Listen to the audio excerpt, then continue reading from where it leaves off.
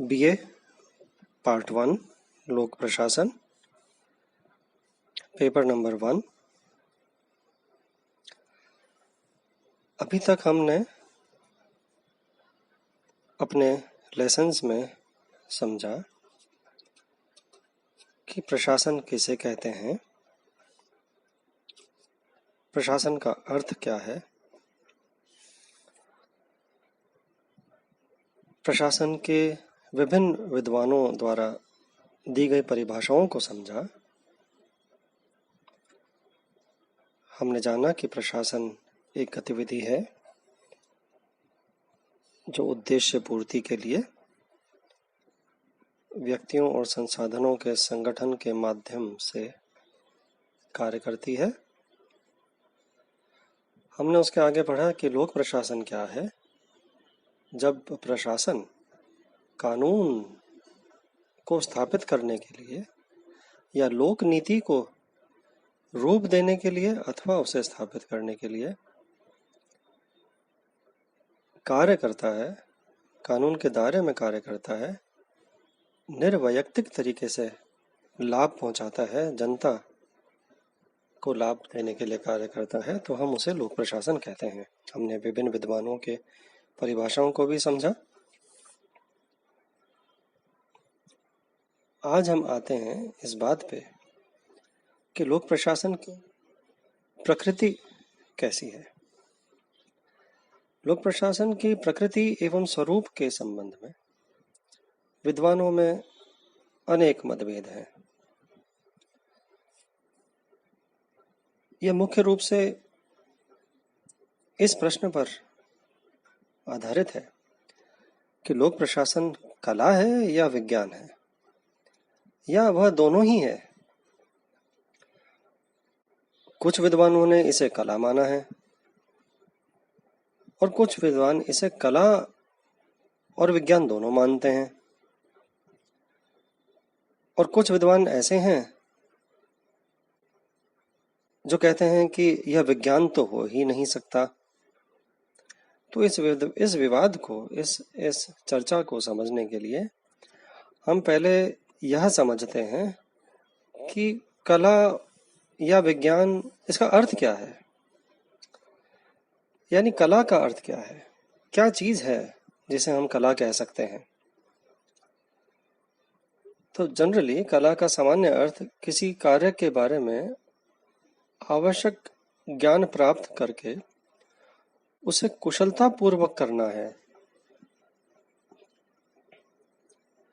इसमें ज्ञान पक्ष की उतनी ही महत्ता और प्रधानता नहीं है जितनी क्रिया पक्ष की अथवा उसे करने की कुशलता की है। कला का अस्तित्व इसी विचार में निहित है कि वह जीवन के कितना निकट है अथवा जीवन के लिए कितना अधिक उपयोगी है। कला ने हमेशा जीवन के उच्चतर आदर्शों को अनुप्रेरित किया है। ग्लाडन लिखते हैं कि कला में ज्ञान की आवश्यकता होती है, किंतु यह सिद्धांत की अपेक्षा अभ्यास पर विशेष बल देती है। अतः कलाकार के लिए उस शास्त्र का विद्वान होने की अपेक्षा उस कार्य को करने में निपुण होना चाहिए, कुशल होना चाहिए।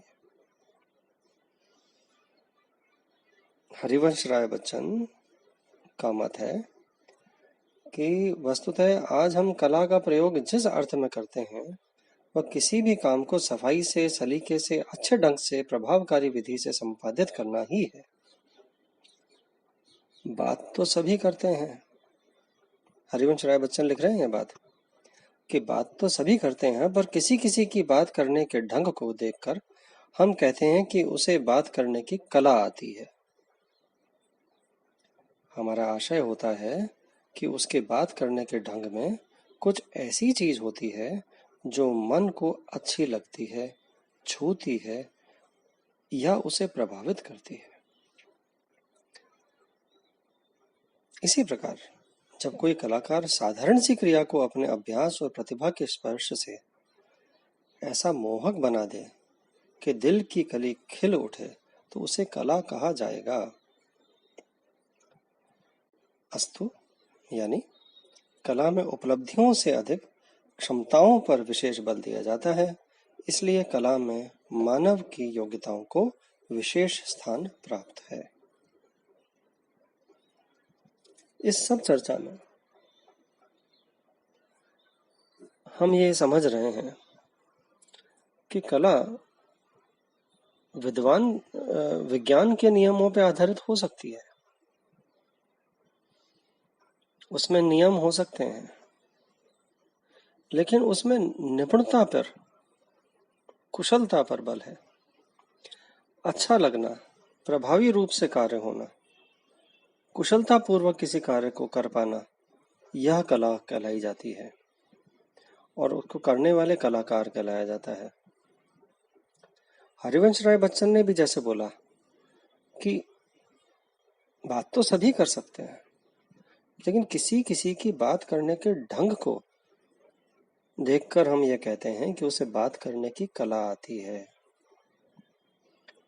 भाषण तो अनेक लोग देते हैं, लेकिन भाषण को प्रभावी रूप से देवाना यह एक कला मानी जाती है, यह एक विज्ञान नहीं माना जाता।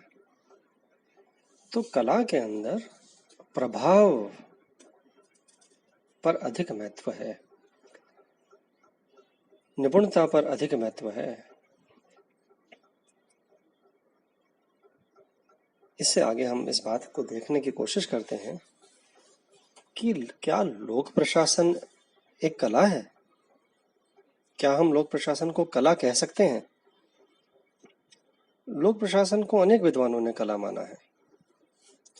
ब्रिटिश विचारक इसी मत के समर्थक हैं। ग्लैडन, जैसे ग्लैडन के अनुसार, ग्लैडन लिखते हैं, मैं उनको कोट कर रहा हूं, प्रशासन एक ऐसी विशिष्ट क्रिया है जिसमें विशेष ज्ञान और तकनीक की आवश्यकता होती है। एल.डी. वाइट के शब्दों में मैं उनको कोट कर रहा हूं, एल.डी. वाइट को, किसी प्रयोजन अथवा लक्ष्य की प्राप्ति के लिए अनेक व्यक्तियों को निर्देश देना, उनके कार्यों को समन्वय और नियंत्रण करना प्रशासन की कला है। इसमें इंजीनियरी, कानून, चिकित्सा, अध्यापन आदि प्रत्येक पेशे की प्रवीणता अपेक्षित है। यानी इयन ग्लैडन, क्या एल.डी. वाइट कह रहे हैं कि लक्ष्य की प्राप्ति के लिए व्यक्तियों को निर्देश देना, उनके कार्यों को समन्वय और नियंत्रण करना प्रशासन की कला है। यानी डायरेक्शन देना, उनको समन्वय करना, निर्देशित करना, यह एक कला है। यानी किसी को किसी दूसरे से उद्देश्य प्राप्ति के लिए कार्य करवा पाना एक कला मानी गई है वाइट के अनुसार। भाई, हर एक व्यक्ति किसी दूसरे व्यक्ति से काम कराने में सक्षम हो ये जरूरी नहीं है, लेकिन कुछ लोग होते हैं जो किसी से भी कोई भी कार्य करवा पाते हैं, तो यह इसलिए एक कला मानी गई है एल.डी. वाइट के शब्दों में। अब लोक प्रशासन को कला मानने का प्रमुख कारण इसमें अभ्यास की आवश्यकता है।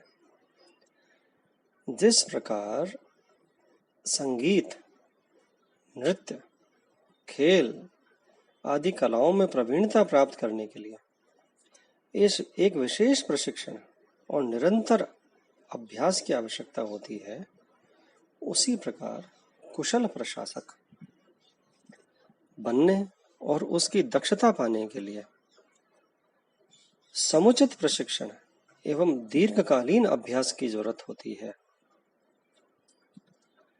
इसलिए वर्तमान समय में कुशल प्रशासक तैयार करने के लिए सभी सरकारें प्रशासकों के प्रशिक्षण के लिए विशेष व्यवस्था करती है। हम देखते हैं हर सरकार के अंदर प्रशासकों के चयन किया जाता है, उसकी एक व्यवस्था है। उसमें हालांकि यह देखा जाता है वैज्ञानिक तरीके से कि उसकी योग्यता क्या है, योग्यताओं के मापदंड तय होते हैं और मापदंड बिल्कुल वैज्ञानिक तरीके से देखे जाते हैं कि जो कार्य उनसे अपेक्षित है, जब वो आएंगे सरकारी नौकरी में, तो वो क्या कार्य, कितनी ज्ञान, कितनी कुशलता कौशल उनके पास होना चाहिए, वह एक वैज्ञानिक तरीके से स्थापित रहता है। उनकी परीक्षा ली जाती है। परीक्षा लेने के बाद हम ये तो तय कर पाते हैं कि उनमें कौशल कितना है उस विषय वस्तु का, जिस विषय वस्तु से संबंधित वो कार्य करेंगे। लेकिन उसके पश्चात भी एक उच्च पदों के लिए, मध्य पदों के लिए भी कई बार, निम्न पदों के लिए ये बात लागू नहीं होती, लेकिन उच्च पदों के लिए एक इंटरव्यू भी होता है। और जो उनकी परीक्षाएं होती हैं उसके अंदर भी यह चीज, उनका कौशल ज्ञान जानने के लिए कोशिश की जाती है कि उनका मेंटल एप्टीट्यूड कैसा है, उनकी आईक्यू कैसी है, वो संवेदनशील हैं या नहीं है, उनमें निपुणता कितनी है, समाज के बारे में जानकारी और उसको समझ कितनी है, सहिष्णुता कितनी है। इन बातों को देखने का कारण क्यों बना? यह इसलिए ही बना कि हम जानना चाहते हैं कि जो व्यक्ति सरकार में प्रशासक के रूप में आएगा, उसमें प्रशासक में पाए जाने वाली कला है, उसके ट्रेड्स हैं, या उसमें वो प्रशिक्षण से हम डाल भी सकते हैं या नहीं। कोई व्यक्ति अगर क्रूर है, संवेदनहीन है, तो हम उसको क्या प्रशिक्षित कर पाएंगे कि वो संवेदनशीलता से जनहित में कार्य कर सके? मुश्किल है। इसलिए हम सिलेक्शन प्रोसीजर के टाइम पे ही हम कोशिश करते हैं। तो यह कोशिश इसलिए ही है कि हम उसको बाद में ट्रेनिंग दे करके, ट्रेनिंग तो इस बात की दी जा सकती है, प्रशिक्षण तो इस बात का दिया जा सकता है कि उसे क्या कार्य करने हैं, कहाँ करने हैं, क्या उसके तरीके होंगे, वैज्ञानिक क्या तरीके होंगे, लेकिन क्या उसमें वो कला जो एक प्रशासक में होनी चाहिए किसी से कार्य करवा पाने की। और उसके अंदर हमारे अभी हम आगे जो थिंकर्स बढ़ेंगे, हम जब प्रशासन को आगे बढ़ेंगे, लोक प्रशासन को, और उस प्रशासन के संगठन के विभिन्न आयामों को पढ़ेंगे, तो हम पाएंगे कि उसके अंदर ऐसी बातें हैं जो कला से जुड़ती हैं, जो विज्ञान से नहीं कला से अधिक जुड़ती हैं। मैं आऊंगा उन बातों पे अपने आगे वाले लेसन्स के अंदर। अभी मैं यही दोहराना चाहता हूं कि वर्तमान समय में कुशल प्रशासक तैयार करने के लिए सभी सरकारें प्रशासकों के प्रशिक्षण के लिए विशेष व्यवस्था करती है। दूसरी बात, प्रशासन के कला होने के सिद्धांत को प्राचीन समय से स्वीकार किया जाता रहा है। सुकरात और प्लेटो ने इसका समर्थन किया था।